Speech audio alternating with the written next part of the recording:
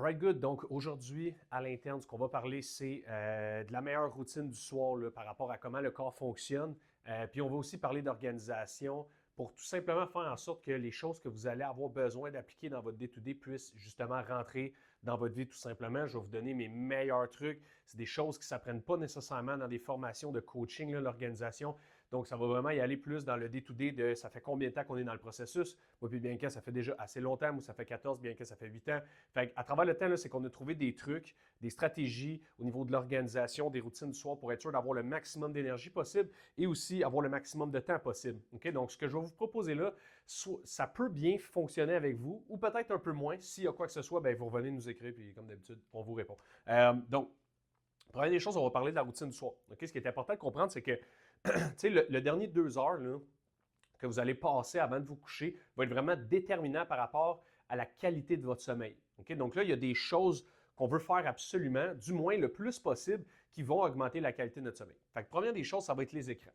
Okay? Donc, comme je dirais là, 1 heure, s'il n'y en a pas d'écran, tant mieux, mais tout ce qui est ordinateur, télévision, téléphone name it, tout ça, on voudrait couper là, au moins 1 heure minimum avant de se coucher, simplement parce que notre œil ne peut pas faire la différence entre la lumière du téléphone et la lumière que produit le soleil. Donc, quand notre œil détecte la lumière du soleil le matin, il commence à produire ce qu'on appelle du cortisol. Donc là, si nous, le soir, on est censé commencer à produire de la mélatonine parce que l'œil a détecté l'absence de lumière, mais que là, cette fois-ci, on ne peut pas parce qu'on a la lumière de l'écran en fait dans les yeux, mais c'est comme si on disait au cerveau de rester réveillé. Fait que c'est sûr qu'on part la nuit avec un strike. Fait qu'à partir de là, on arrêterait les écrans 1 heure avant de se coucher. 2 heures avant de se coucher, on voudrait arrêter de boire tout ce qui est les liquides en général. Il y en a, ça va être plus compliqué que d'autres. Il y en a ils peuvent boire de l'eau jusqu'à 1 heure avant de se coucher, puis il n'y a pas de trouble. Mais on voudrait éliminer les liquides le plus possible pour le moins avoir besoin de se réveiller. Fait que déjà là, on a deux choses qui vont être très, très, très pratiques. Okay? Donc, aussi, là, on va descendre, on va aller plus vers tout ce qui est supplément. Parce qu'avant même, oui, le magnésium, on en a parlé déjà souvent, magnésium glycinate ou biglycinate, ça va être la même chose, là, les deux molécules, c'est presque identique. C'est vraiment ce qui va nous aider à, justement, nous aider à dormir. Donc, baisser le système nerveux central à l'aide de magnésium. C'est intéressant. Par contre, c'est que, si on prend du magnésium, mais que de l'autre côté, on regarde notre téléphone, on s'en fout, puis on finit l'émission, puis on va se coucher, bien, c'est clair que ça va avoir un moins grand impact. Fait que tout ça ensemble va faire en sorte qu'on va avoir un meilleur sommeil. Fait que là, on défait les écrans. Après ça, les suppléments au niveau du magnésium. Donc, le magnésium glycinate, ça peut être assez intéressant. Tout ce qui est camomille aussi, ça peut aider. Tout ce qui est bain de sel d'Epsom aussi, ça peut aider à vraiment bien dormir. Faire attention, ça, c'est juste de ne pas en prendre à chaque soir parce qu'à un moment donné, le corps devient habitué à ça. Fait que peut-être comme un 3 fois semaine, ça peut être intéressant aussi. Au niveau des suppléments, j'irais pas mal avec ça. On peut aussi ajouter de l'ashwagandha. L'ashwagandha va avoir un petit peu le même rôle que le magnésium, mais ça va être différent, là, sans rentrer dans des détails hyper complexes, mais ça peut être un beau compound aussi.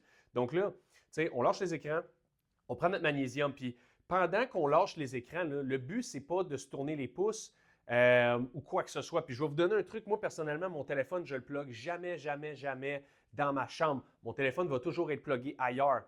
Toujours. Comme ça, quand vient le moment de lâcher les écrans, je plug mon téléphone dans la cuisine. Il est sur une base où est-ce que tous les appareils sont branchés là comme ça. J'y retourne pas. Je n'y retourne pas. Là, on s'entend, on filme ça en date d'aujourd'hui, mais c'était l'hiver. L'été, c'est plus facile. Mais ce qu'on voudrait faire, c'est quand on lâche le téléphone, on voudrait comme faire une cassure, là.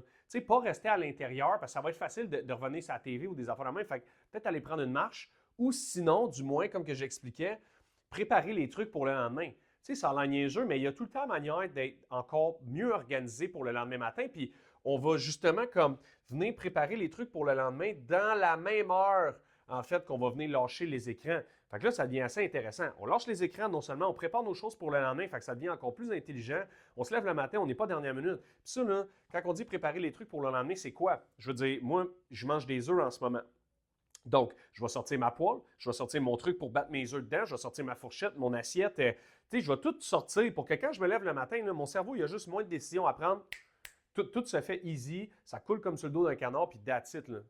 Par la suite, préparer les trucs pour le lendemain. Ça peut être votre linge aussi, ça a l'air cave, mais c'est comme, moi personnellement, je ne me vois pas vivre en me réveillant le matin, puis en constamment étant comme plus sur le fait de l'émotion, de comme, OK, bon, mais regarde, là, je vais choisir ça, je vais ça. Non, tu sais, comme, faites-le le soir, comme ça, le matin, vous vous levez, puis easy, là, comme, ça va déjà être beaucoup, beaucoup mieux. Fait que, tu sais, techniquement, moi, c'est la façon que je fonctionne. Je lâche les écrans, je prépare mes trucs pour le lendemain, je vais prendre mes suppléments. Par la suite, là, en toute fin, moi, ce que je vais faire, c'est que je vais lire un livre, je vais faire un mot croisé, je vais faire du dessin, name it. Mais tout pour que mon cerveau prenne une décision à la fois et que ça soit plus simple.